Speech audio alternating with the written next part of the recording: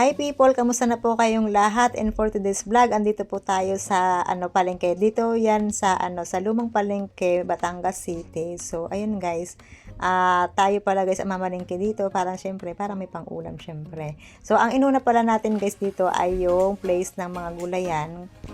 Bibili tayo guys diyan ng ng panggata. So dito pala guys, ang mga gulay ay parang ginto ba, ang mamahal.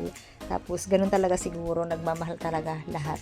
So yun, bumili pala guys ako dito ng panggata. Gagamitin ko yan sa chicken curry kasi nga ayun yung request ng mga bata. Chicken curry, favorite po nila yon.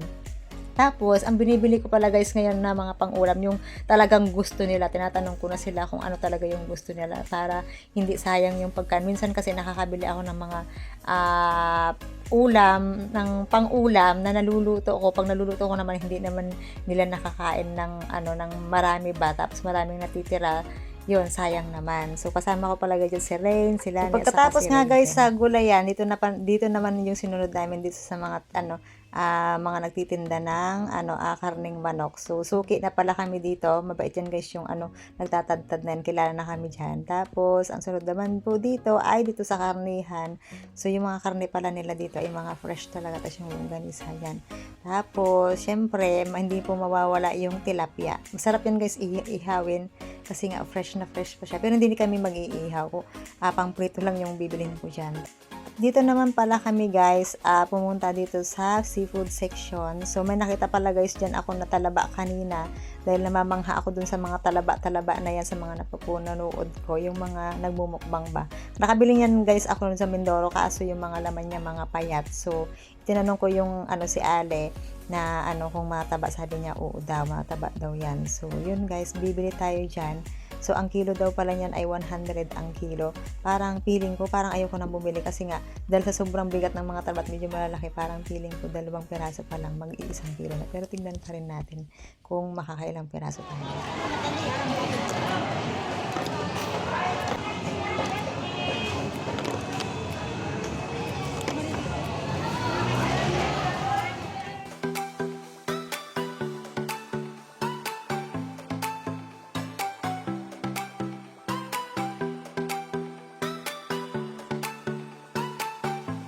At dahil nga dito guys, hapon na, kapag itong 4 p.m. na, nag-i-start na po dito mag-set up yung mga street food vendor. So ayan guys, sari-sari po yung makikita nyo dito at mabibili mga barbecue. Ito sir, margarin kayo?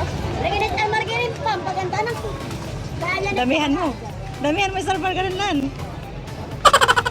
Bili na kayo ng pirangin kanin! At saka marit na maganda, pampaganda ng ngipin! Pampaganda ng ngipin! At pampalit ng yellow, yun, sasa. Di ba ang sasa, nilagay yun lang.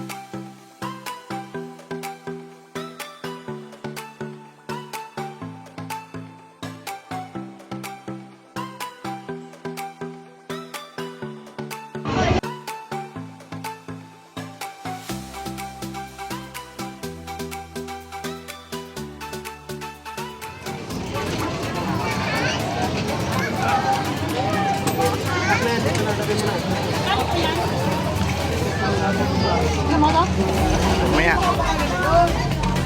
Tatanungin siya sino.